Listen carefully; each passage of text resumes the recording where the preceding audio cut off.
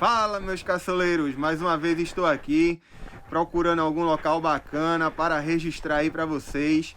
Espero que vocês gostem e fiquem até o final e vem comigo nessa aventura. É nóis!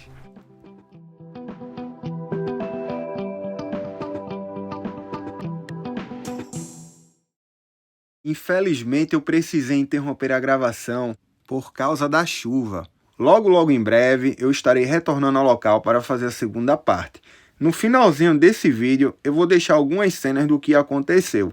Beleza? Abraços e segue o vídeo.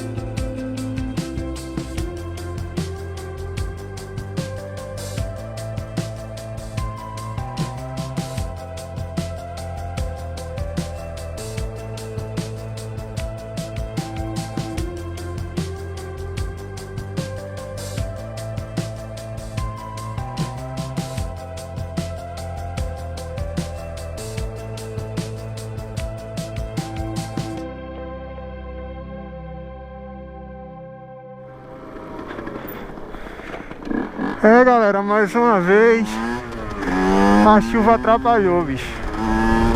Eu não tô com muita sorte com a chuva não. Hoje foi o dia todinho de sol. Quando eu tava vindo pra cá, o tempo começou a fechar devagarzinho. Pronto.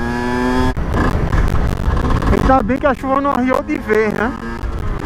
Porque se arriar de vez, aí não tem nem pra onde escapar.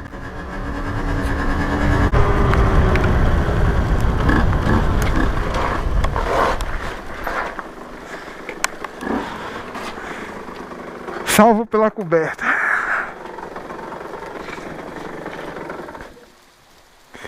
Eita, que sorte, viu? Mas ainda molhou um bocado.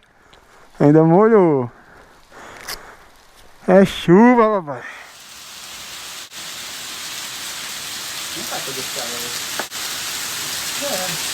E São Pedro continua tirando foto da gente, hein? Tá aqui branco, ó. É pedra de gelo. Tira uma foto aí, macho.